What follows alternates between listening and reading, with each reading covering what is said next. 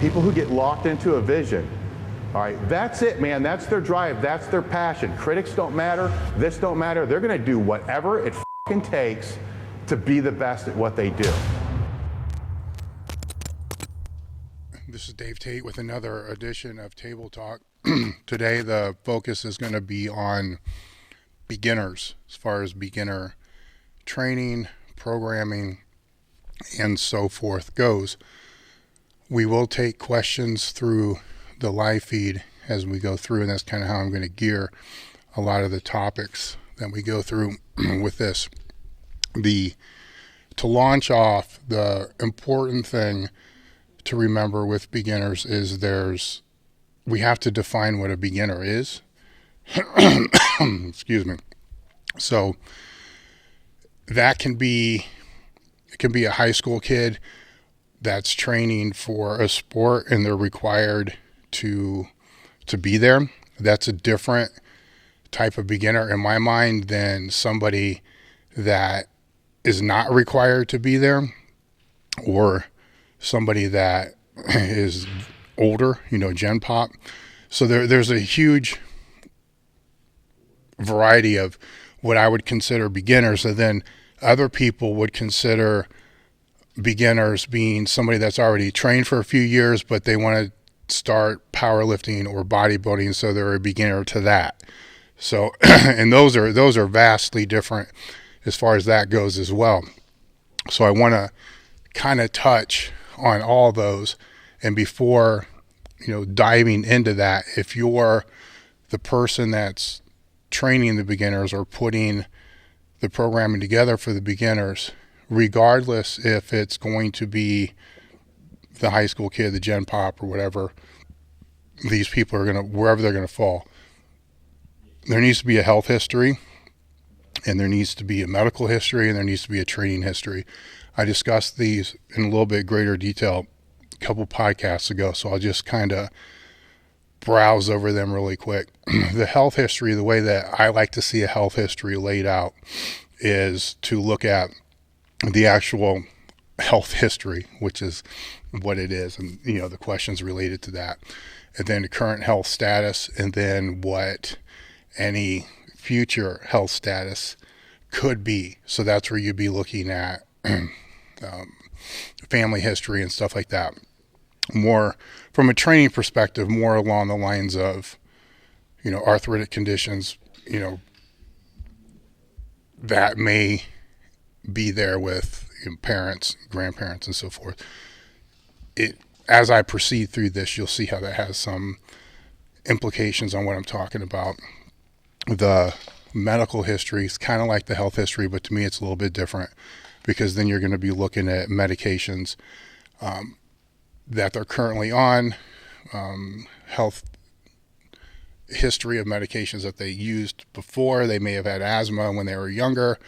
That can have, or even pneumonia when they're longer, that can have some implications as far as, VO2 max, their ability to, anaerobic endurance, stuff like that could kind of play in with that. Then there's the medical, what I'm trying to go with here,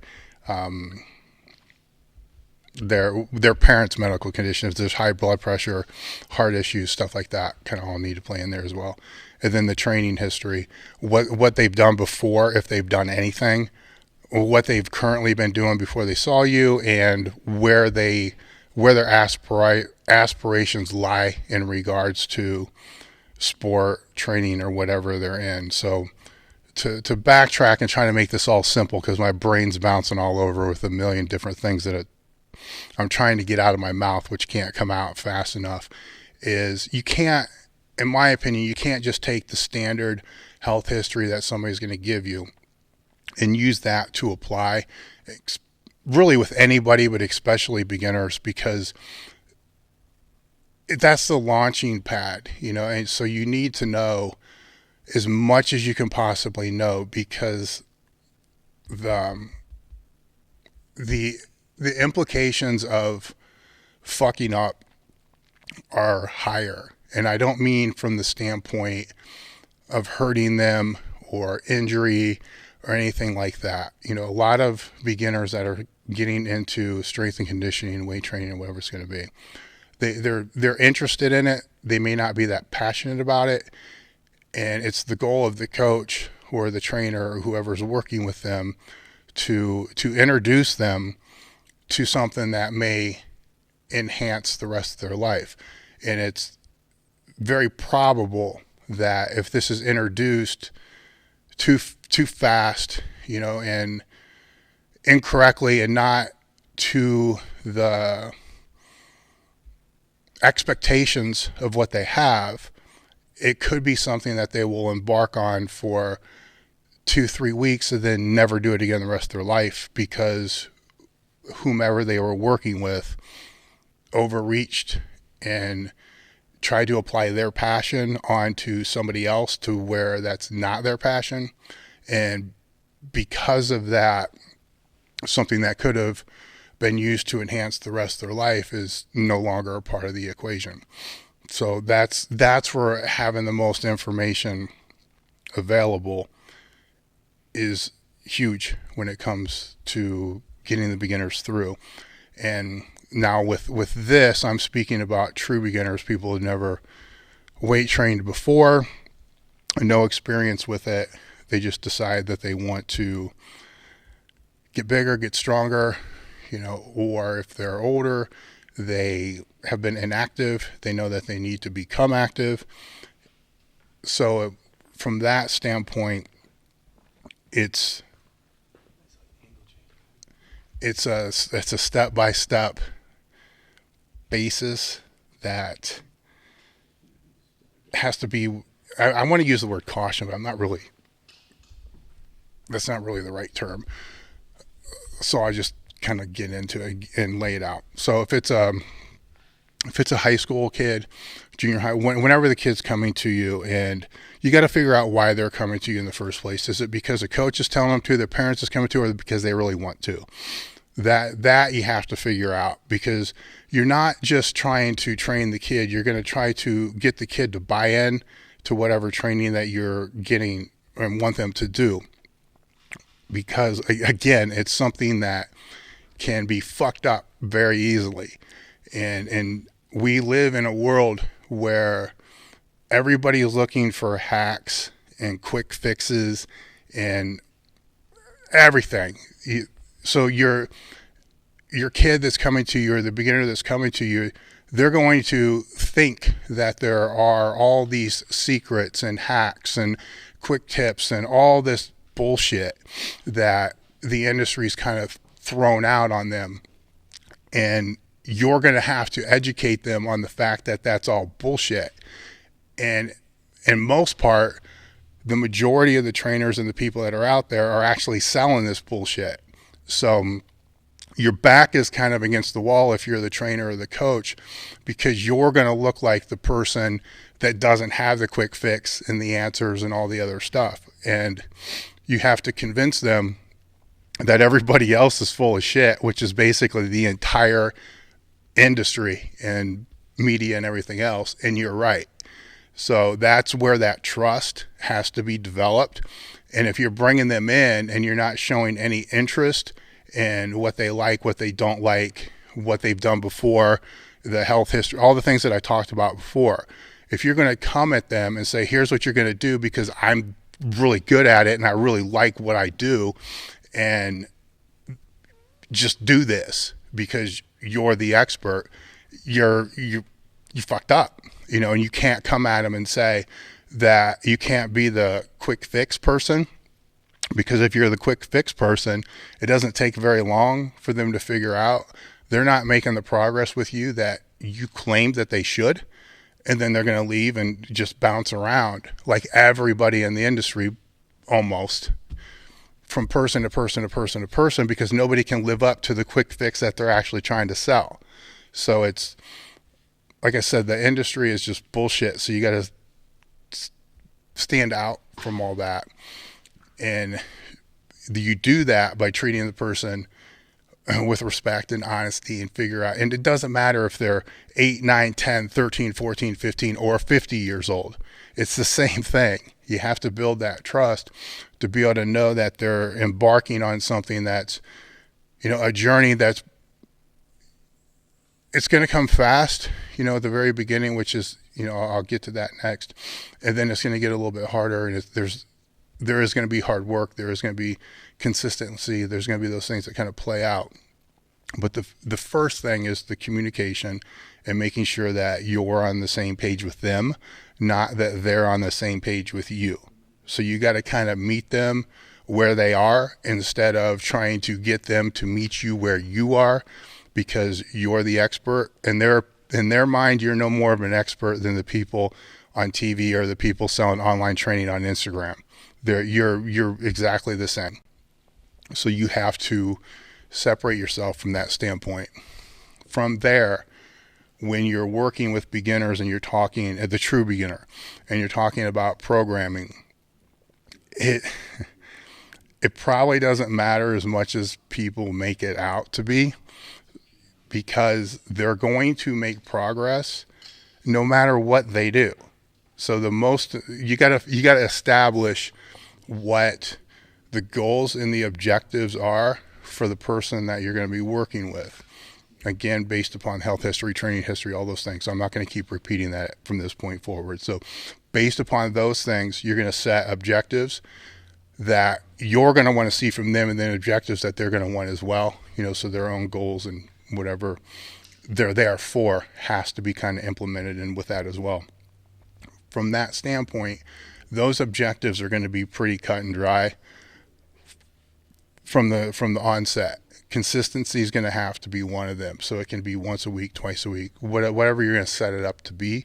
You don't stretch them too thin, because they're beginners. They'll make pretty much the same progress on once a week that they're going to on twice a week, that they're going to on 3 times a week. People can tell me otherwise all they want. I've seen it over and over and over.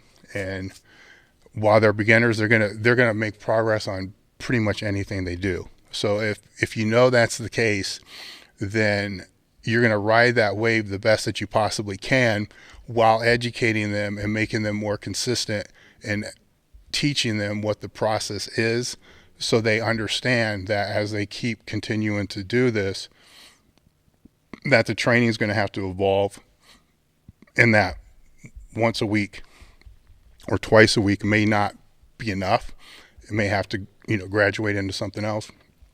But those are conversations that you can have while working with them over that period of several months, to where they're going to keep making progress on whatever they do. So from that standpoint, it has to be mostly enjoyable. So they're going to want to keep coming back, so they enjoy it, so they like it. They don't have to like all of it, but they have to like most of it. And they need to understand, how to do the exercises that you're programming them to do. The goal, in my opinion, of any coach or any trainer should be able to take that client and then teach them how to train themselves at whatever level that they're in. So if they're a beginner, you want to be able to teach them how they should be able to train as one of the most optimal beginners, or intermediate and advanced, and as they progress through the same way. The goal should not be to train somebody and get them as a client and then have them as a client for 10 years.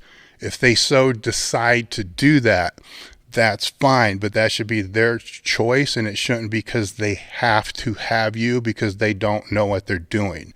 If that's the case, then you suck as an educator.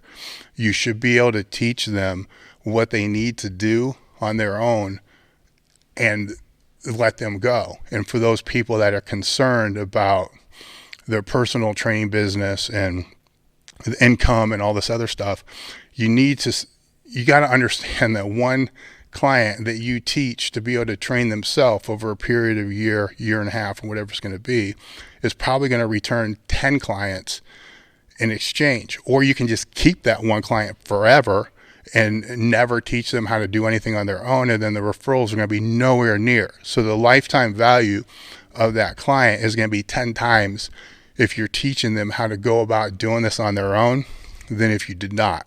So that's an important distinguishing factor to put out there. Aside from the point, they shouldn't need you after a period of time. if you're instructing them well. Getting to the programming standpoint, the exercises, some just basic stuff to put out there. The exercises should be simple. They should be compound movements. They should be easy to learn, and they should be movements that they should be executing as well as they can. Another thing that I see or have seen a lot is trainers are trying to get a new client, a beginner, to do exercises 100% or even 80% efficiently and with the great technique. That's not going to happen with a beginner. It's just not. You can get the technique close, 50%, whatever, however you want to scale what the technique is. You can get it somewhat close, and you got to be good with what that is for a period of time. Don't try to fix 9 things at once. Just pick 1 or 2 and just stomach the fact that it's not going to look like you want it to look for a while. But if you're fixing 1, maybe 2 things at a time over a period of 6 months, then it's going to be solid. You have to understand that you're teaching them more than one exercise. You may be teaching them 5, 10, 15, maybe 20 different exercises. So in the grand scheme of things, that's a lot for somebody that's never been introduced to any of this before to be able to process and understand and execute on. Put yourself in the same situation where you're going to embark on a sport that you've never done before in your life, ever. And then while you're doing that sport, that coach that you're going to work with is going to teach you 20 to 30 plays and want you to execute them 100% efficiently all within the first 2 weeks. It's not going to happen. You're going to get frustrated. You're going to get pissed off. You're not going to get it. It's exactly how the clients are going to feel if they're beginners and you're trying to teach them all this stuff at once. And then on top of that, you're having dialogue with them on healthy eating habits and restoration and all this other stuff to make yourself sound smart during rest periods. Now they leave after, one day and they don't know what the fuck to think. So you put yourself in their position. And if you got to really, I can't overemphasize this. You have to really think about this because you're passionate about training. That's not theirs. So again, put yourself in the same situation with a sport you know nothing about and you don't even like that well, and see how well you would like to have the same type of information, technical stuff, and all and incidental stuff thrown on you at once, and how well are you going to be able to process that. That's training beginners, is you have to understand where they're coming from if they're that true beginner, and work with them to get them to a point that they can progress and move forward. That's called coaching, and it's called educating, and it's called training. Now, if you're that person, if you're that beginner, and not a lot of the people that are going to be following our site or podcast is going to be that person, so I won't spend a lot of time on this. If you're that person, then look for a coach that is going to speak your language, that's going to break it down, make it simple, that's not going to make things too convoluted and complex that you can't absorb what you're trying to actually do or what they want to do. And somebody that's teaching you to be able to do this on your own. Because if not, scenario that happens a lot of times is a client may only be able to afford a trainer once a week.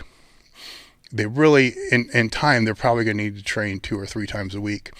But that trainer's never showed them how to do anything past that 1 time a week thing.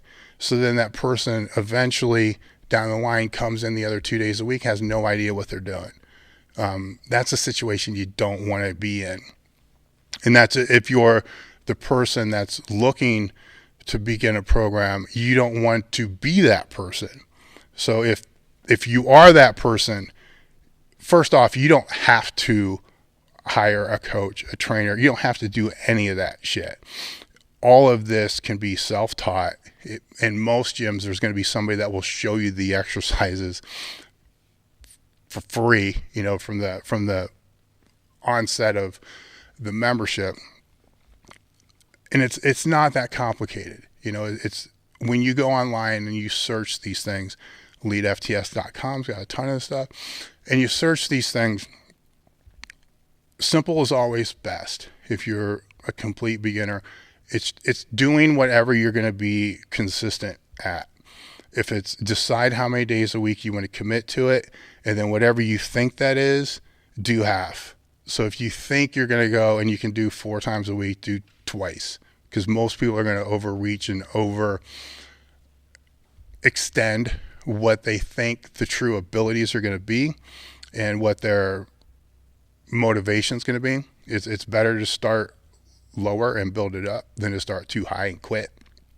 So from that standpoint, it doesn't matter if it's a full body routine or upper or lower body split, or however you want to. There's everything you can find online for this. It doesn't matter.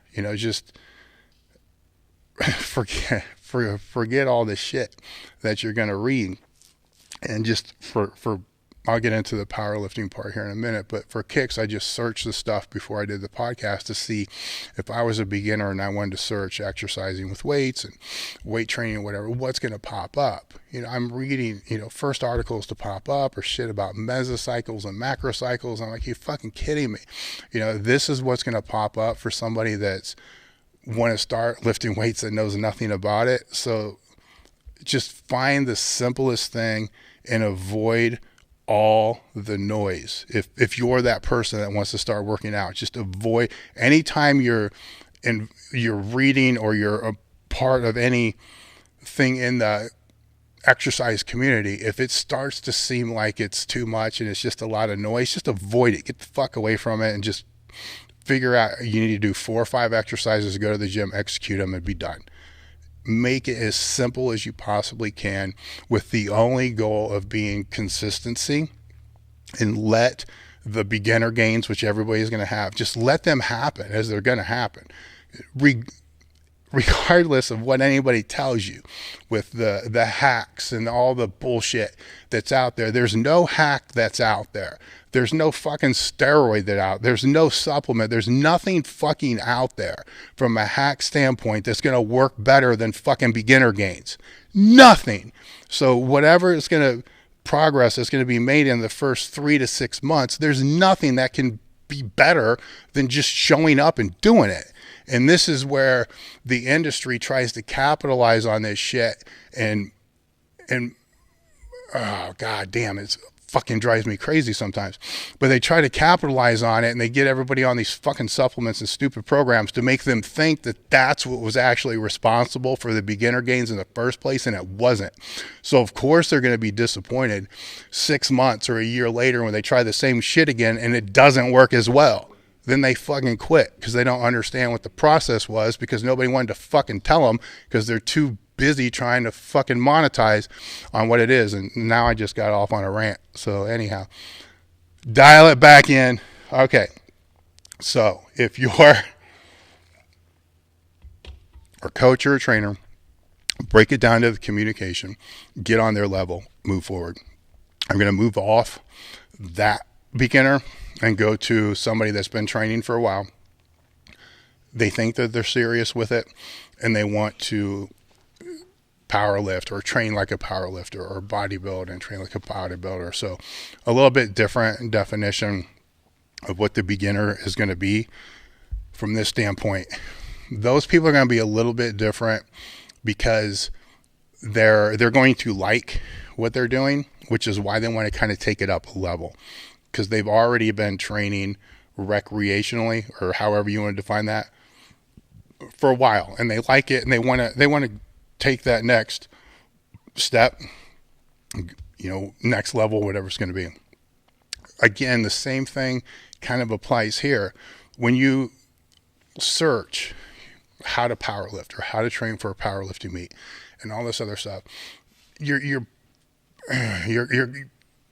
got all this bullshit of people trying to sell you crap, people trying to sell online coaching services and all this other kind of bullshit that you don't need. And you lose sight of how simple it really is to train like a powerlifter or train like a bodybuilder and embark on that journey, because everybody's making it complicated to confuse the person so they can sell them whatever goods or services that they have to sell them.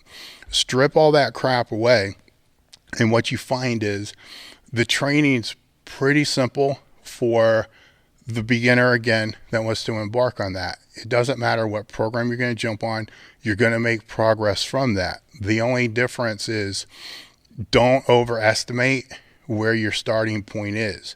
So if you find a program that you want to do and it's percent based, don't go into that thinking, I want to squat 300 pounds or I want to squat 400 pounds. You need to go in it thinking my best squat is 300 pounds, but I probably want to set it up for this at 275.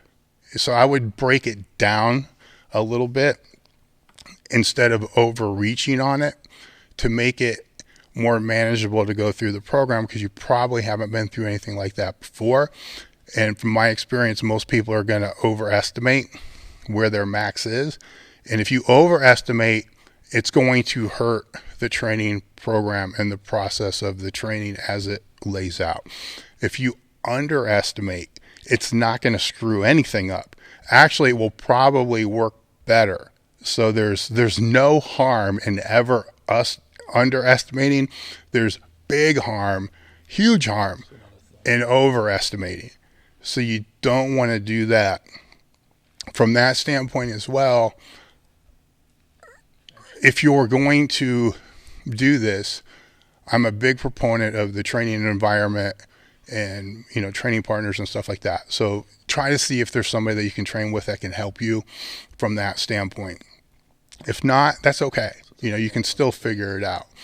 And you can still figure it out. And don't, even if you decide that you want to hire a coach or somebody to help you, take accountability and responsibility. So you're doing almost all of the work, and that person that you're working with is just helping you along the way, so you can learn from any mistakes that are made, any successes that happen. You want to learn from those, because eventually, if you progress in the sport, say you end up being the genetic freak, and you're going to have to be accountable for being able to auto-regulate your home program.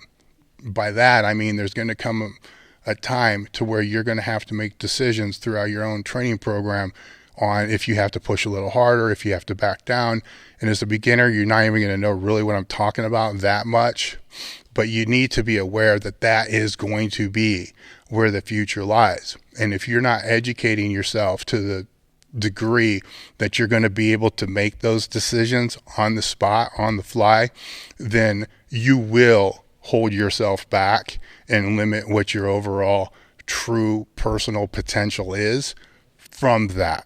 So coaches can definitely help. I'm not denying that in any way whatsoever, but they can also hurt if they're not teaching you. As I said earlier, even with a true beginner, if they're not teaching you how to do this on your own, they're doing a huge disservice to you. And there are some out there that do that. Most don't. So you need to understand what you're getting into and the relationship you're getting into, because you're the most important person in the relationship. If it's your training, the key word is yours. So you have to take the accountability for that. And I don't buy the excuse if somebody wants to look into powerlifting and bodybuilding, they want to take it to the next level. I'm not a person that buys into the excuse of, I just want to put it off on somebody else because I don't want to think about it. I got other shit to do. Well, you know what? Don't fucking compete then. It's as simple as that. In my opinion, it's as simple as that, because if you got other things to do, you just want to pawn it off on somebody else. Fine. Just rest assured that you're going to not be or ever live to the potential that you could because of that, because you don't care. You just said it. The validation is in the statement itself. So from that standpoint, you can definitely learn from those people, but that personal accountability is fucking huge. And where you're going to make the majority of the mistakes and the majority of the majority of the successes is going to be in the very beginning, the first year or two. That's where the most is learned. Don't delegate that to somebody else unless you're going to be an integral part of that process so you can learn from that, because that time, once it's gone, and I'll just leave it at that. Do we have questions before I start ranting again?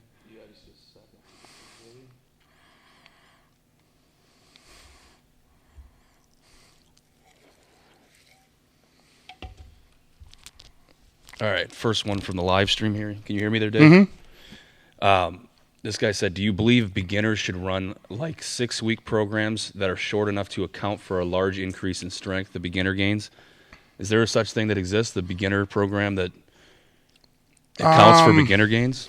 I personally, I think 6 weeks is probably not enough, even for a beginner. I would like to see it a little bit longer than that, to where if it is a linear model, so at least you're hitting, fives, triples, and singles. And I think over a 6-week period, you're not going to be able to hit all 3 of those.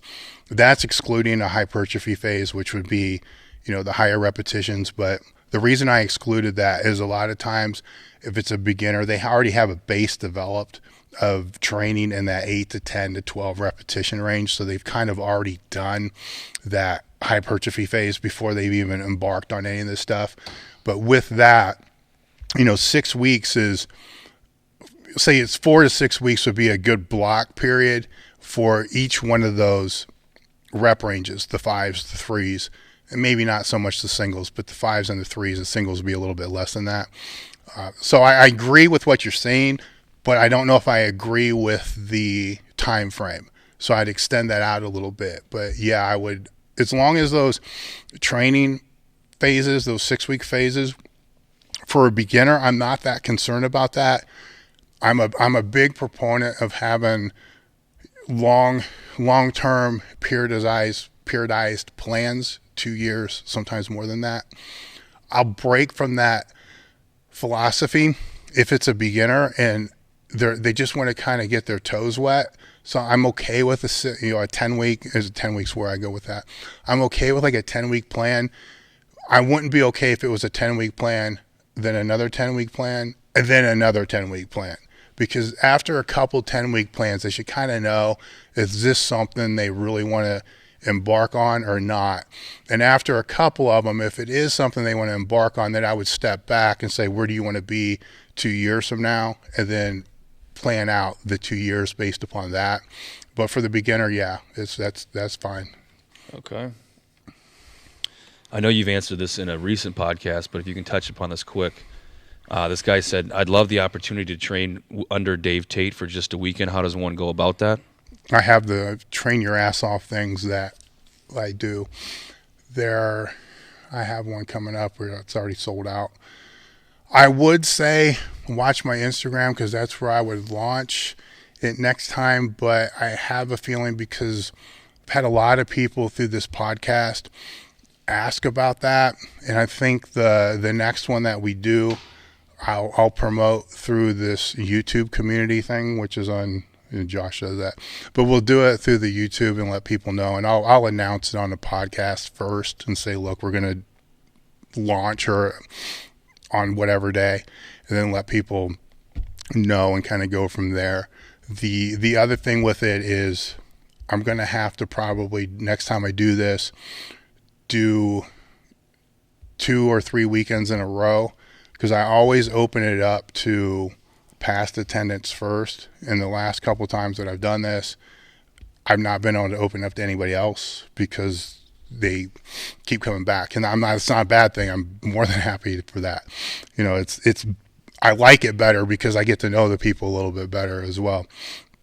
So that would be the answer to that. Okay. This one's pretty specific. He said he's a 1 year into training, mid-20-year-old conjugate trainer, or does conjugate style training. And then he said, my squat has been going up fairly steadily, but now it's slightly lagging. What percentage of lower max effort should be devoted to good morning type exercises versus squat movements?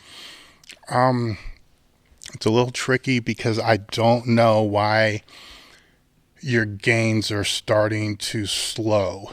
They could be starting to slow because that's just how it works. You make faster gains in the very beginning, and it begins to taper off a little bit.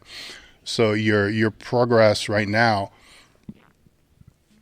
it may be fine. So I would just say kind of ride it out from that standpoint. But I want to make sure I'm covering your question in a couple different contexts. Let's assume that it is dropping off because of that. I would say to look at what percentage of your max effort work over the past 3 or 4 months has been good morning, deadlifting, and squatting, and then change however that is. So if 50% was good morning, 20% or squatting, and 30% deadlift, I'm just throwing numbers out here, then change it. It doesn't matter how you change it because you're still a beginner. So just change it and then see what happens over the next 3 months. What you don't want to do is, if it is stopped or stalled, what you don't want to do is not change it and not know what you changed. So I would do that. So I can't give you a percentage to go off on because I don't know what you've been doing. So just change it to what you haven't been doing and then see how you respond from that. Great. I'm trying to find the beginner based questions, but in the meantime, I'll answer any of them like they're a beginner. Okay. This guy said, how do you go about programming for team sport athletes who play different positions without wasting a ton of time? Specific to hockey athletes is what he's talking about. Okay. Here's the thing with athletes. If you're dealing with athletes that are beginners in the weight room, so that I want to say high school so bad, but sometimes you got a group of high school kids that have been training since they were in 7th grade. At the same time, you have a lot of college athletes that really haven't done shit until they got to college. So if you're dealing with athletes that have little experience in the weight room, so by that I mean under 3 years experience in the weight room, then sport specificity, which I'm not a person that's going to sit here and tell you that it doesn't have its place in time. It does. But I will tell you it doesn't have its place in time when the person's a fucking beginner, because their weak points is it's all weak. So the sport specificity, just from the terminology of what the word state, specificity, means that there's got to already be a base developed, and there's not. So if the base isn't developed, then you don't have to worry about what you're going to do based upon positions in a sport team, because they're all beginners in the weight room. They can pretty much all do exactly the same program and make progress from that. The only real changes you're going to have to make per individual is going to be due to their ability to do the movement correctly or halfway correctly. Some people just can't do certain movements. Well, they can, right? You can teach them, but it's just going to exhaust so much time to be able to teach 1 or 2 players how to do a squat, for example, or a deadlift, or whatever it's going to be, a barbell squat or barbell deadlift. It's going to take so much time that it's pulling time away from the other 40 kids that can do that. So in that case, you just find alternatives. It could be a goblet squat instead of the back squat. It could be a trap bar deadlift instead of the deadlift, to kind of make sure that they're all moving in the same direction. And I'm not telling you to not teach those kids how to do the movement.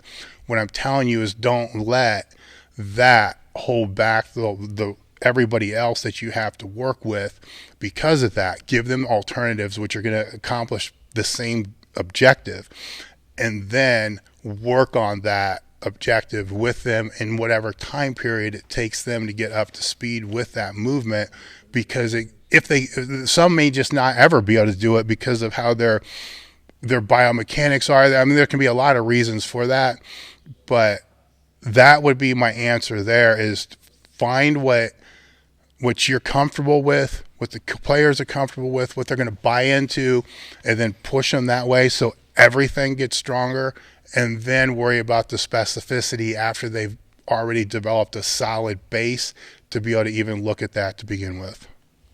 Okay. This guy said, during the off season, will my competition squat be negatively affected if I spend all my time doing variations like high bar, safety squat, or should I occasionally train my competition low bar squat? If you're a beginner, I'm going to answer a couple ways. If you're a beginner, you're going to have to always keep the squat in there to some degree, because it's a movement pattern that you're going to be trying to reinforce. So yeah, that would have to stay in there if you don't have that training experience as a powerlifter, let's put it that way.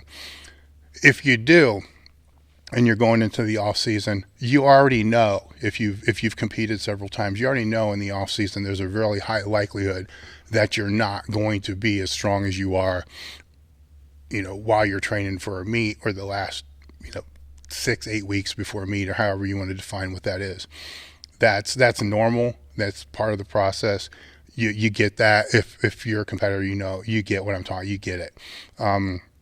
So if that's already kind of ingrained and you already know what that is, you can still get the squat stronger. You can still get everything stronger. But if you're solid on your technique, then the variations aren't going to doing all the different variations are not going to disrupt the technique that you have, because in a way it's kind of like riding a bike. It would actually enhance the technique to be able to get away from it a little bit, because you're going to be able to bring up weak points that could have been inhibiting the technique to a degree, and then put it back in. But the one thing to understand is one of the other reasons I like the conjugate method is when you do have the max effort exercises, you kind of have a check and balance system of where your strength is compared to blocks that you're doing before a meet.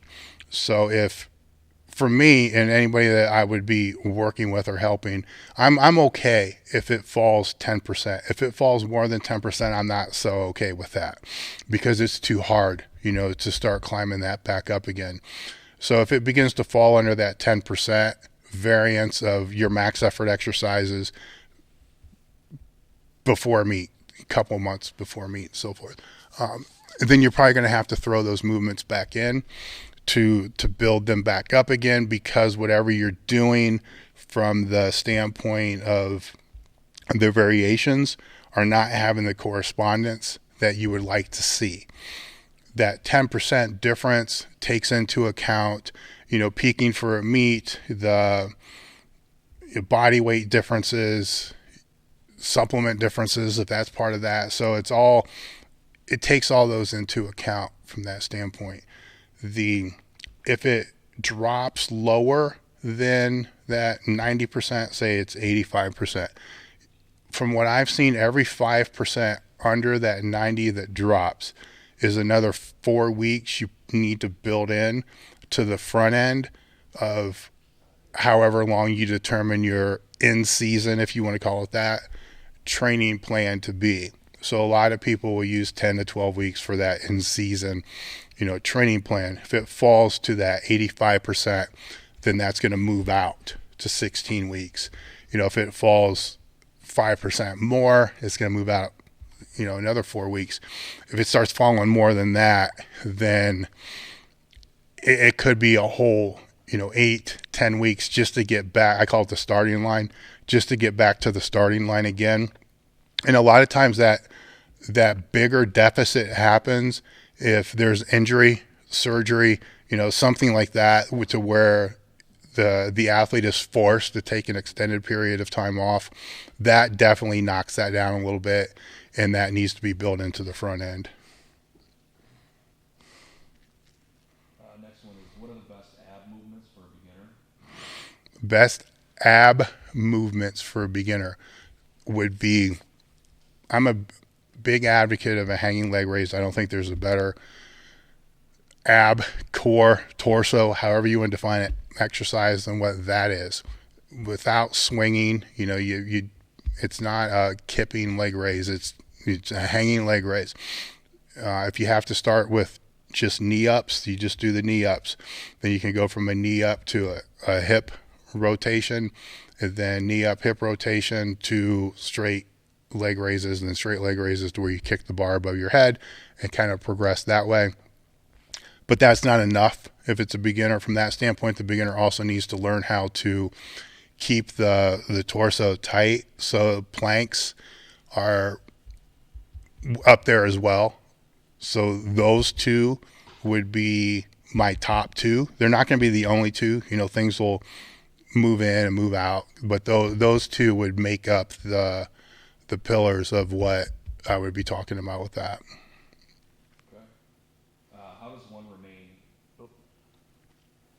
How does one remain confident or gain more confidence in their ideas if their ideas aren't fully tested yet?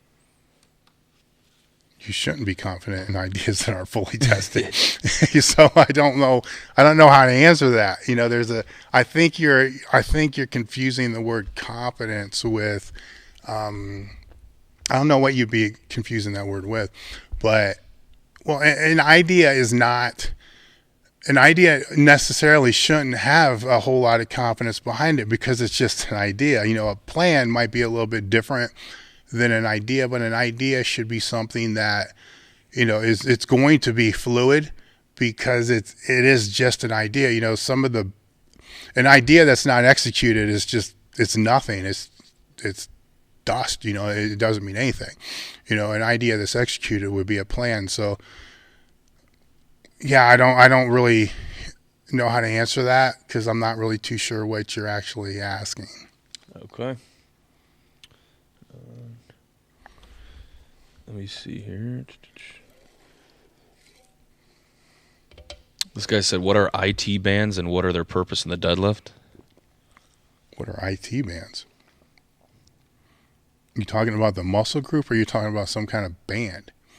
That I don't know. We definitely need a little bit more, detail in these questions. Let me find a different one here. All right. Is there any supplement you think that has a crazy benefit for an athlete? No. I can make that easy. Okay. Water.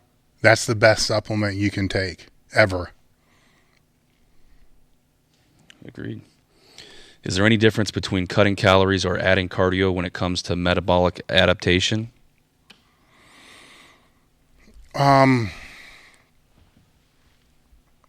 Yeah, man. Yes and no.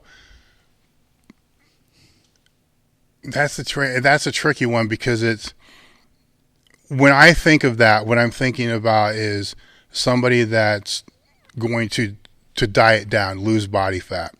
And those are two tools that play in that process because you're going to want to maintain as much muscle mass as you possibly can while losing body fat. If you can put muscle mass on while losing body fat, that's even better, but that's very unlikely and very hard for most to do, to the standpoint that I can put it out there, and for most people that are going to embark on this, I can put it out there as a good goal and a good objective, but don't be disappointed if it doesn't happen. When you're pulling that body fat off, it has to be slow over a period of time, and that's going to be the best way to maintain the muscle mass that you have. And you want to maintain that muscle mass because that's the engine that's burning the calories. So if the engine gets smaller, it's going to be harder to burn the calories, and the person's not going to have the look that they're looking for and so forth. So when you're talking about, the calorie deficit and the energy expenditure, so the cardio, if you start pulling calories and jack and the cardio at the same time, yes, you're going to lose more weight than you would each week, but is that weight going to be fat, or are you going to start pulling muscle as well? Because to jack both of the where I'm trying to get with this is 10 weeks down the road, 12 weeks down the road, you don't want to be in a position to where you're in a deep calorie deficit and you're doing 2 hours of cardio a day. I prefer to have the cardio, with the exception of recovery type cardio, which a lifter may do to recover from the main strength training that they're doing. So that is not, I don't consider that cardio. I would call that recovery work. So that aside, I would keep that out as long as you possibly can, and just let the calorie deficit and the energy expenditure from your own training session do the work that it needs to do, and then put in the cardio when it's necessary, because you don't want to drop the calories anymore, because the deficits are going to begin to kind of be hell. I mean, the longer you're in a calorie deficit and the deeper the deficit, the worse it's going to be. So if I had my opinion, it would be to work the calorie deficit first, and even manipulate, macros as far as figuring out what's going to work best for the person before the energy before the cardio goes in. So that would be the order I would prefer to have it if somebody's goal is to decrease body fat. Now, if somebody's goal, on the other hand, is just conditioning, right? So it's not so much the body fat, but it's the conditioning, then it would be the opposite of that. The cardio would come in first. The calories I would try to keep as high as I possibly can. Okay. This guy said, having trouble teaching my 15-year-old son how to squat. He has trouble keeping the bar in position and not sliding down his back. Any cues that you have used to get the point across? Yes, a couple things that you can do. The quick fix is there's a product called a Man Array. I think we may still sell it. I'm not 100% sure if we still sell it or not, but it just snaps on the bar. It's this little blue thing. It basically holds the bar in a high bar position, and it fixes the problem.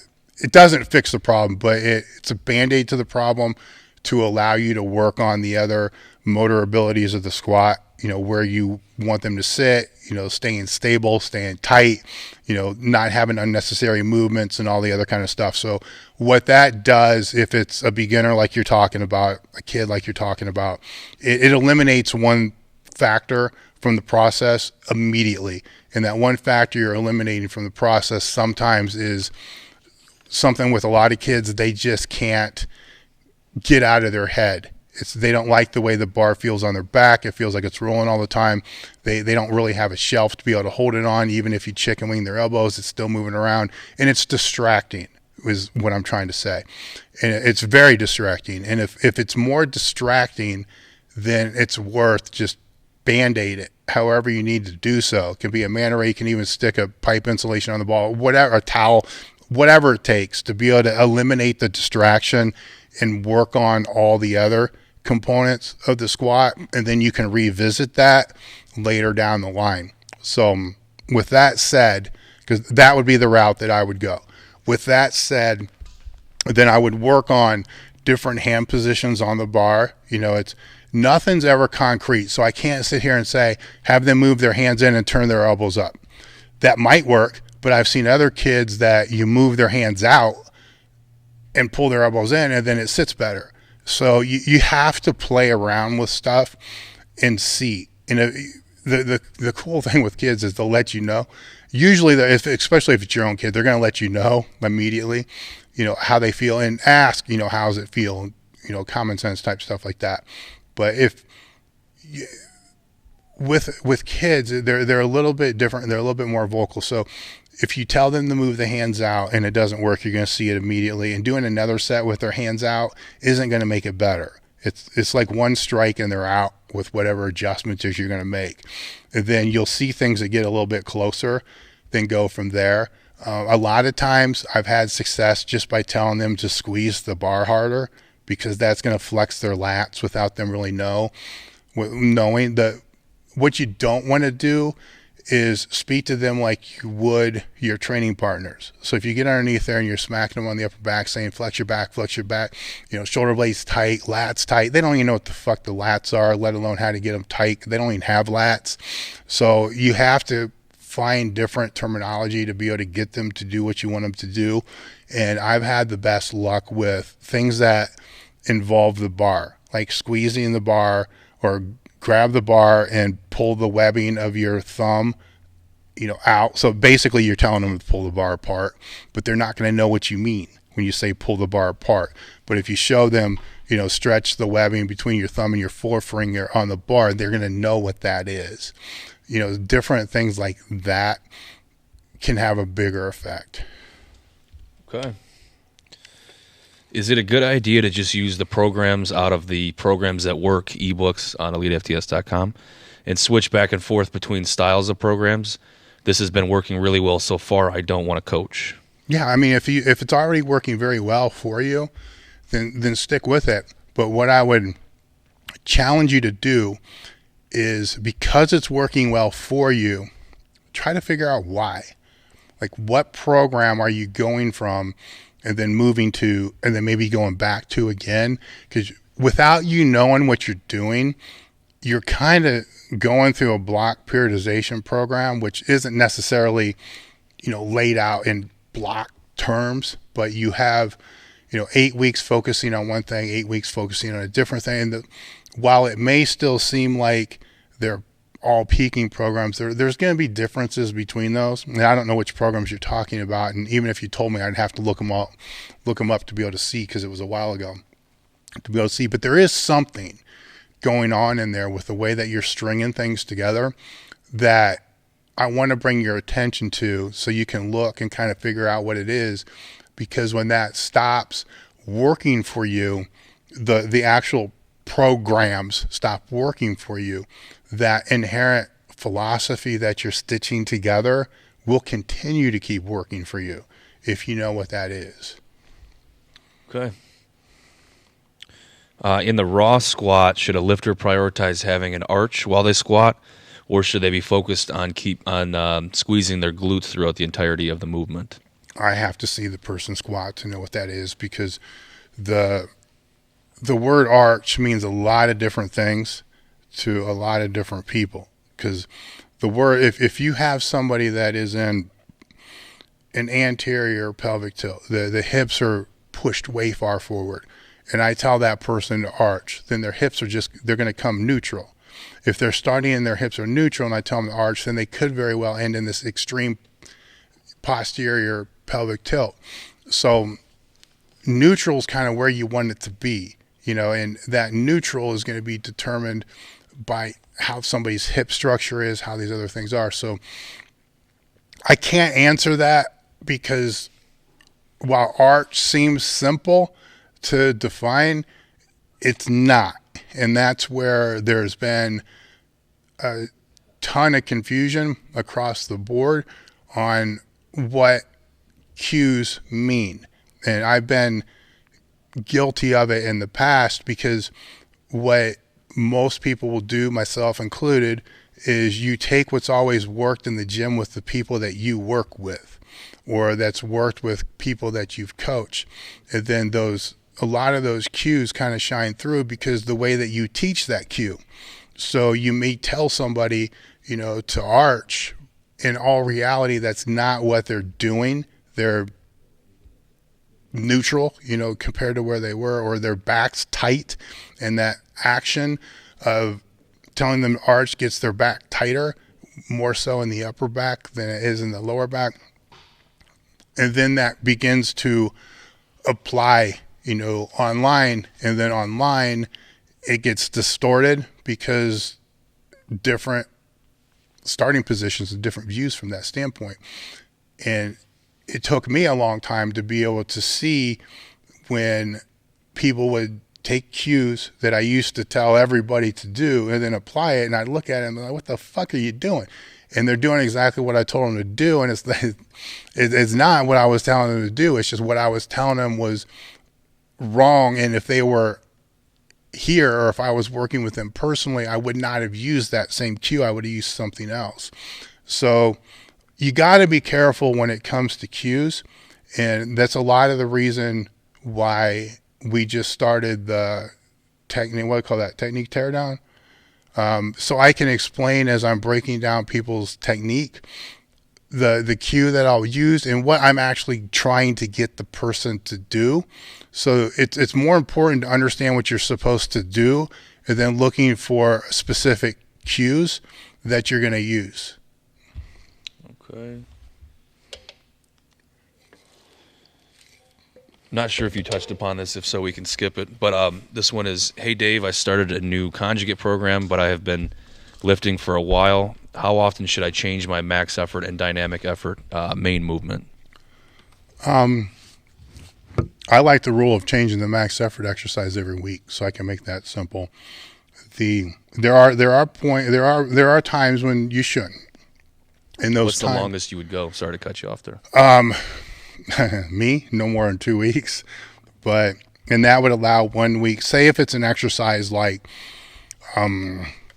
close grip incline, a lot of kids, a lot of lifters that haven't been lifting for a decade, they kind of need a week to get used to it, because they have to figure out how to, they have to figure out how to set their upper back, which is a little bit different because it's on an incline and you're taking a lot of your lats out of it because it is on an incline. So they have to figure that out, and they have to figure out what to do with their legs. If they're going to push, their back into the pad, or if they're going to push to try to get their shoulder blades to go up the pad. And there's no definitive right or wrong answer on this, because everybody's going to stabilize and get tight on it a little bit differently. Sometimes it takes a week to kind of figure that out. So if that's the case, that first week I may have a triple, have them do a triple, then the next week have them do a single. If that's not the case, then it's just going to be 1 week and out from that standpoint. With the dynamic work, I like to see that either change every 3 weeks or the longest every 5 weeks. And if it is every 5 weeks, then week 5 is essentially just going to be week 1 repeated. So I'm just going to throw percents out there, and anybody that's listened to the podcast is going to know my thoughts on the percents and how to set them up. So say week 1's 50%, week 2, 55%, week 3, 60%, week 4 would go back to week 1's percentage, and then I'm sorry, I screwed up. Week 5 would go back. So it would ascend up 1 more week and then go back through. If it's a 3-week wave, then it would just be 50%. I'm just throwing percents out as an example, 50%, 55, 60, and then 50, 55, 60 again, and kind of rotate through that way. If it is the dynamic work, you can keep that very simple and just stay with the same bar, stay with percentages like that, and it's called wave loading. Just let the wave loading, work the way that it's going to be. You can also change that up by changing different bars, using bands, chains, different things like that, to be able to fluctuate the overall workload, sets times reps times weight, over a period of time. If you want that to ascend up over a period of several blocks, or if you want it to descend from that standpoint. So the dynamic work is definitely it needs to wave. The max effort changes, like I said, every week. And if you're in total shit shape, it's post surgery, stuff like that, then no, you're not going to come back and start hitting max effort type of singles. But I'm still an advocate of doing the singles. I would just be more an advocate of very tempo controlled singles. So it would be 30% or 50% of the tempo that would be used for a normal max effort. And the reason for that is it's going to greatly reduce the load or the weight that somebody's going to be able to use. So if there are in that very deconditioned shape, that's not going to be as taxing for them to be able to recover from than otherwise. And they're going to be able to do it too, where they're not going to be able to do it if it is, recovering from rehab, stuff like that. Okay. What's the difference between rest pause and cluster sets? How somebody wants to define them. A lot of these things a lot of these intensification principles, or however somebody wants to define them, usually comes down to anybody's opinion. So if you were to go back and go to the library and find, bodybuilding books from 20, 30 years ago, I'm sure you could find one that's going to have a definition for a rest pause, which is then another one that's going to have the exact same definition for a cluster set. So methodology behind what those are going to be is, a cluster set, a rest pause can typically be, there's going to be something done, how I would define it. Something's going to be done with a rest pause in between the time that you're doing the rest pause. So if you're doing a rest pause set, let's say you do a set to 1 or 2 reps shy of failure, then you're going to rest for X, and that X could be 4 breaths. It could be 2 sips of water. It could be, something that's going to be consistent based upon whatever action you're doing for that rest. So the breaths are going to be pretty consistent. The drinks are going to be pretty consistent.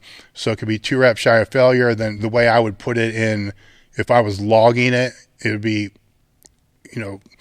8 reps, ... 4 ... and then whatever it's going to be. So each rest pause would be to 1 rep shy of failure. And usually that's going to descend. You're not going to be able to do 4, 4, 4, 4, 4.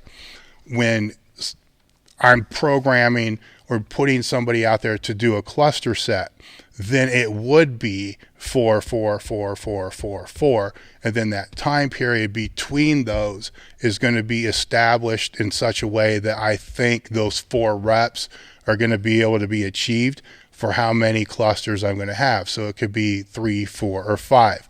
So that to me would be the difference between the two. Okay.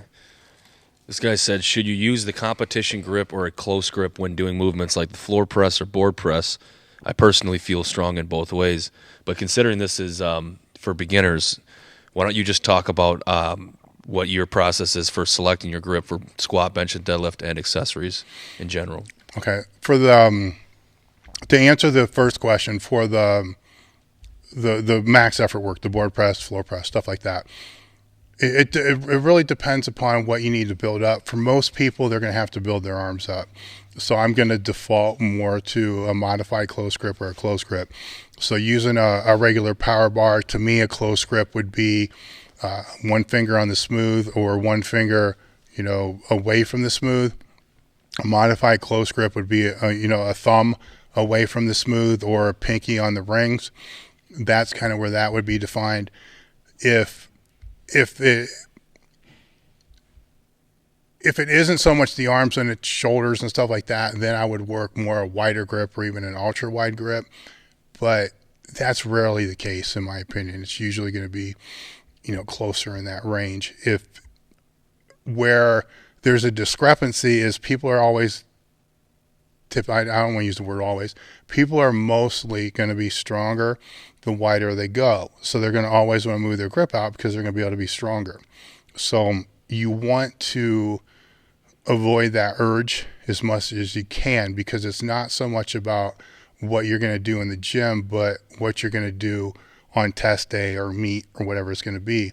And what you're going to do in the gym, what's going to produce the highest yield for what's going to happen in the meet. In my opinion, the closer or modified close is going to produce the highest yield compared to the other.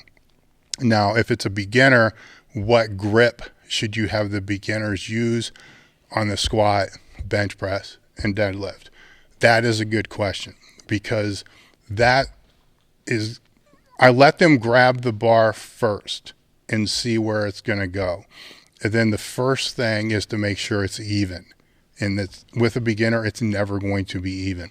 So never assume that it's going to be even. It's never going to be even. And then from wherever they grab the bar, I will let them do that first set. And what I'm going to look at is the set fluid? Is it stable? Normally, no. If it's a bench press, it's not even going to be close to being fluid or stable. It's going to be all over the place. So I want to see what's going on with that. You know, is the wrist cocked way back and the bar's like 3 inches behind the wrist and the forearm? I want to fix all those things before I worry about what's going to go on where they're grabbing the bar, and see how much of it can be fixed from there. I will determine on the bench press where the hands are going to go on the bar based after I'm able to get them in a stable position, so they're up on their shoulder blades in and down, body tight, so I can't move them around on the bench. I will determine the grip after all that's done. That could take 4 or 6 weeks. So with a true beginner, no, they're not going to press the bar for probably the first 3 weeks.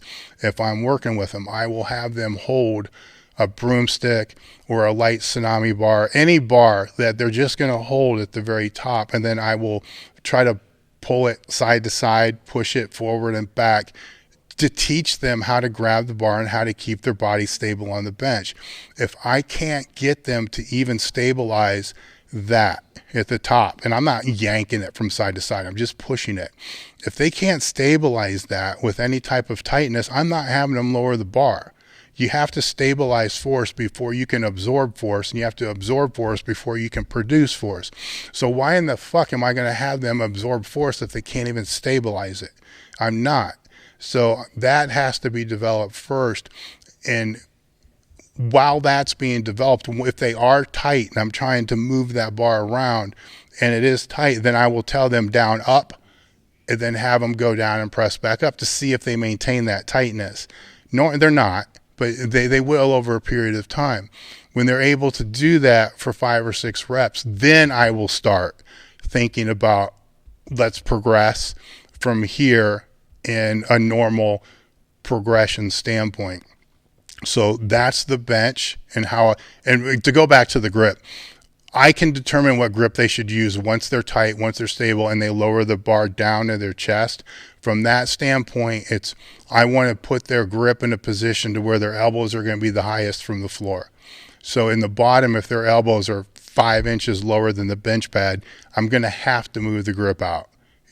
I do not want that excessive rotation of the shoulder joint in the bottom of the bench. So that's where that's going to be determined from. On the squat, it's going to be more based upon where they can hold the bar stable. I already talked about this a little bit with, one way around that if it's too much of a problem, but where they can get the bar stable at the top. Again, the same type of thing. I will slowly kind of push the bar from side to side, make sure they can get under the bar evenly, all those type of things first. The squat is usually far less problematic than what the bench is when it comes to that stability aspect that I was talking about. With the deadlift, I usually don't have true beginners even deal with a deadlift from the very beginning. I will teach them how to pick up dumbbells off the floor, how to pick up med balls, just good lifting technique that's going to carry over to how they pick things up in everyday life. I want to cover that first because usually those mechanics are bad. They're really bad. It's just stiff leg. That's how they pick things up all the time. So rather than trying to teach all that with a deadlift, I want to teach that with things that are going to mimic more everyday items than what a barbell would be. And I've been doing this for 40 years, 30 years, something like that. So that's always been a faster path to being able to teach them how to deadlift than teaching them how to deadlift and trying to fix all the shit along the ways with that. Okay. Dave, is there an updated band tension chart with the mammoth bands on it? Damn, that'd be a fucking lot of tension. No, I don't even know Well, I know how you could, I mean, I don't know if that would work. The best way to really measure band tension is to get a deer scale. They're not very expensive. I think the one I got off Amazon that we have here is like $20, something like that. Actually, somebody bought it for me, and then I looked. It wasn't that much. And those things go to like 500 pounds. I'm not damn sure if you have a choked mammoth band for a squat. You can probably measure one side.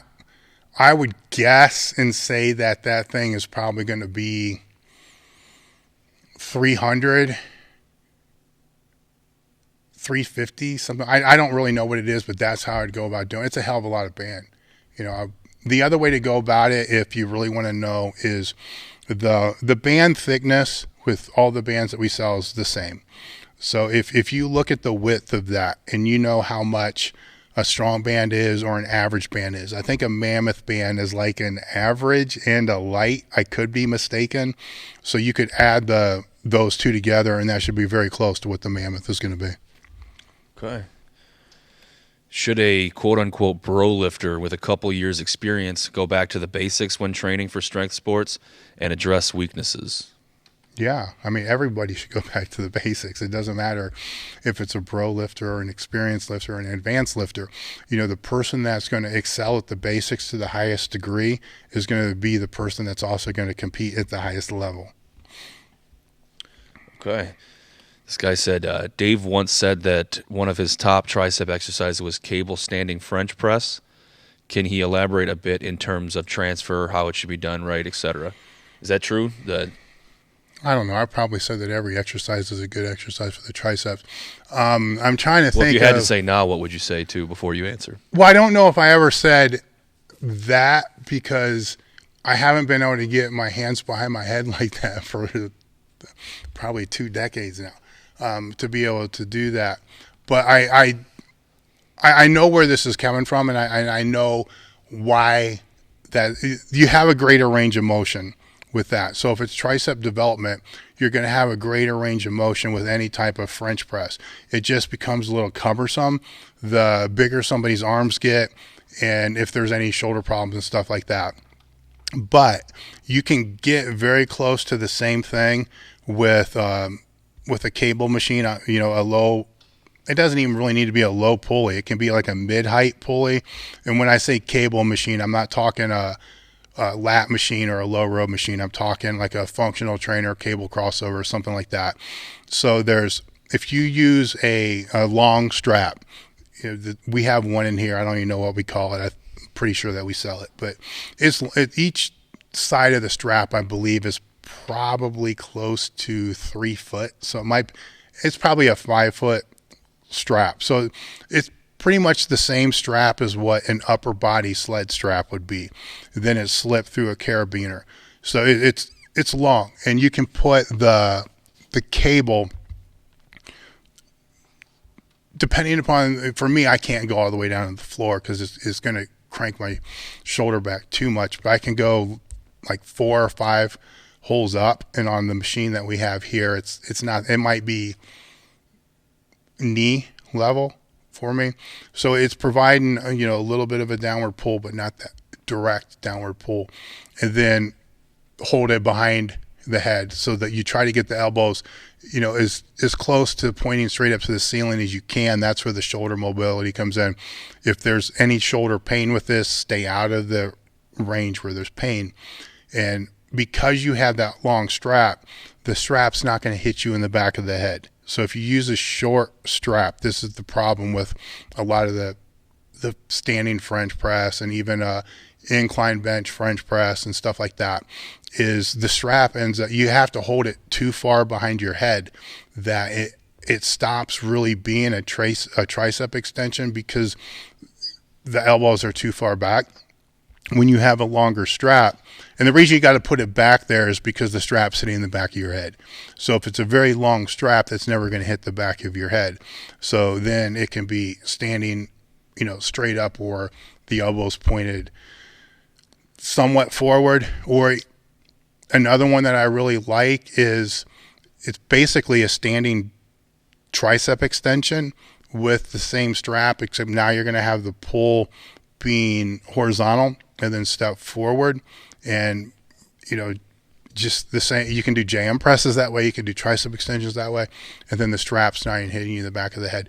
That's both of those I like a lot, because you're going to get a full range of motion and a really deep tricep stretch at the bottom that you're not going to be able to really get if you're using a straight bar. Even dumbbells, a lot of times, are going to hit you in the shoulders. Something's going to get in the way of the dumbbell before you end up with that stretch that I'm talking about. Strength is a different thing. The dumbbells and the barbells and stuff like that are going to be better for building your bench and strength. But from the standpoint of the muscle hypertrophy, the others should be included. I'm not going to say it's better, but it should be included. Okay. How do you fix the good morning squat? Can't get my glutes going in the squat. I'm assuming he means he can't get his glutes going during a good morning. Don't do it. Find something else to do. I mean, the good morning squat's pretty simple. You bend over into a good morning squat, down, stand back up. So I'm a little confused on what you're asking in regards to feeling your glute, because this is an exercise that you're going to fucking feel everything. It's not an isolation exercise, man. It's not like a glute kick or, the glute bridge or something like that. This is kind of like a fuck you up exercise. It's gonna wreck your world. So I'm not sure if I really understand what you're trying to ask. So I'll just leave it at that. Okay. So his name was, hold on. So this guy said, what's a good limit on accessory work for running conjugate as an athlete? I'm not sure what he means, limit on accessories, but maybe you have some insight.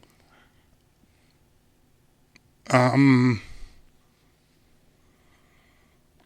consider supplemental exercises and accessory exercises different. So the supplemental exercise, in my opinion, when I'm looking at these type of things, is going to be an exercise that I know is going to have correspondence to the main exercises that are testers and builders and stuff in the program. So, and usually that's one movement, maybe two at the very most in one day. After that would be the accessory exercises. Accessory exercises are typically going to encompass lower back, abs, lats, things like that. Typically one exercise per motion, I don't want to say body part, but per motion should be enough. So if you want to limit on that, the best thing I know to be able to say is cap it at 25 to 30 minutes and no fucking around during rest period. So rest should be 60 to 90 seconds. That's enough, especially if you're doing accessory type work. That's not work that's going to be exhausting. It's not like doing a set of 15 rep squats where you're going to be on the floor for 10 minutes. You're doing fucking abs and, lower back work. You could probably do those on 30-second rest intervals if you were really pressed. So a minute rest is plenty to be able to get that done. So you can get a lot of work done in that time period that I'm giving. Now, if somebody's fucking off, and taking 10 minutes between sets, then they're not going to get a whole lot of work done. So by putting that cap, on that total time period, you're able to increase the training density. You're able to get people to work harder. Let's just make it that way. Okay. This guy said, Dave often says that there is a big difference between training the muscle and training the movement. How would you recommend training supplemental and accessory movements? For a power lifter, supplemental is to use what I'm talking about, because you understand what I'm talking about. Can you explain that too, just for those that haven't heard that? Yeah, if you're training a movement, then you're trying to increase the strength of that movement. You're not focusing necessarily on any body part, so there's no mind muscle connection. There's mind movement connection. You're just trying to move the fucking weight with the best technique that you possibly can over that distance, so that's to build, brute absolute strength. When you're training the muscle, then there's more of that mind-muscle connection, and that's generally going to fall with exercises that I'm not really too sure anybody's ever going to convince me has a lot of correspondence to carrying over to the strength of a big exercise like a squat, bench, and deadlift. They definitely carry over from the standpoint of adding stability, bringing up weak points, and that type of stuff. But you're not going to be able to bring up your tricep push down and necessarily see a big carryover on your bench unless you're pushing the endurance standpoint. You can't lock out, so you start doing push downs for 60 reps and you work it up to 120 reps over a period of time. That can have an increase in the strength from that component, but not necessarily because the tricep push down got stronger. It's because the tricep push down increased the ability to strain longer for that movement. But I digress. With the accessories, that's where I think the training the muscle can have more impact than the movement, because typically if somebody is going to focus on training the muscle, they're going to move the weight at a slower tempo. They're going to focus more on the muscle that's being used. They're going to work over a greater range of motion. They're going to train with a muscle tighter. So they're going to flex harder at the end range. They're going to get more of a stretch during the movement. Tempo is going to be more restricted and the weight's going to be less. So because of the constant tension that's going to be applied throughout the whole movement, in my opinion, you're going to be training the muscle harder from that standpoint, oxidative standpoint, blood flow standpoint, that kind of stuff, than otherwise. And you're going to be using less weight, which is going to be less wear and tear on the joints. And a lot of times when you're dealing with those types of movements, you're talking about movements that are more isolation based, which can wreak more damage on the joint if done with very heavy weights. So to me, there's a lot of more positives from training them with that controlled tempo bodybuilding style training than otherwise. So because again, there's not going to be this huge carryover of making your side lat raise, taking it from a 15 pound or a 25, 30 pound dumbbell to an 80 pound dumbbell isn't going to make that much freaking difference in what somebody's going to be able to bench, if any, but it will make difference in training the muscle to be able to stabilize the joint better, which means training that actual muscle. So I think that kind of answered that. Yeah. What are your thoughts on Olympic weightlifting on dynamic effort days? Now, I don't have a lot of experience with that. So my thoughts would be it's fine. It's great. I just don't have a lot of experience in doing that. So I can't lay out anything from a program standpoint that I've personally applied. So I'm not that comfortable talking about it, where if I was talking with a coach about it who does those, I could troubleshoot and help them brainstorm that. But as far as information from a programming standpoint, I don't like to talk about things I haven't actually applied. Understandable. All right, for a beginner who does full body 3 times a week, should I be doing accessory work on off days or for a 4th day, or do them after my main lifts? Dial back your passion. Just do the 3 days and leave it be. You don't have to do the accessories. You're going to make progress regardless of if the accessories are in there or if you're just doing the main movements. Just do the main movements and let it be, and come back to the gym more hungry than you were if you were doing training sessions in between those main. Okay, here's a good one to end on. Training a teenager who's never lifted, whenever they perform a strength movement, they have good technique. to start, but then when they go all out, but then they go all over the place. Is this just bad motor unit recruitment?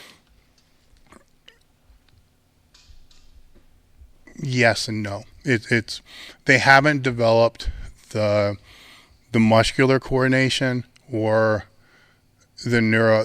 Let me dial it back. They haven't developed the coordination skills to do the exercise the way that you'd like it to be done. They also haven't developed the ability to move their body in a way that is going to synchronize the movement pattern, or whatever you want to call it, efficiently. So both of those things are developed at little bit different rates. The basic coordination skills, the ability to do the movement, will be developed at a faster rate. So if all you had them do was a dowel rod or 10-pound bar, training bar, stuff like that, they're probably going to be able to maintain technique for more repetitions than what you're currently seeing. But that's not going to help them develop that efficiency, that synchronization, or whatever you want to call it, that I'm talking about. That has to happen with that weight, with the loading. So one of two things I can suggest is to decrease the loading so they can maintain better technique for more repetitions, or decrease the repetitions per set and add more sets. If it was me personally, I would decrease the repetitions per set and add more sets. That way there's more first, second, third, fourth, fifth reps. Usually if you're training an athlete, they're not typically going to do a whole lot of work over a period of years that's going to exceed a 5-6 repetition range. I'm not saying they're not going to do any, they will, but they're not. The majority of the work they're going to do is going to fall in those, lower repetition ranges. So they have to be able to develop that efficiency and synchronization and technical skill in that range. So the more sets with that, it's going to be able to help. The other thing that can be happening, because it is a beginner, is they're just mentally checking out. So they'll do however reps you're having them do, and then their mind is not focused on what they're doing. It's just, it's a beginner mentality. It's a young athlete mentality, and it's not. It's always been that way with every young athlete since the dawn of time. It's just the way it is. It's not the kids today and all this shit people are going to bitch about. It's always been that way. So I don't know if you can really fix that, so to say, because it's focusing, and young athletes, they just kind of suck at focusing, and it gets better over time. But yeah, so I'm going to back down and just say more sets with optimum reps. As soon as you start to see the technique really going, bad, try to correct it, by telling them what to do. And if they don't correct it, just end the set, do another set. Thanks everybody who tuned in. If we didn't get to your question, we apologize, but it's kind of first come, first serve on the live stream. So we'll see you guys next week. Thank you guys.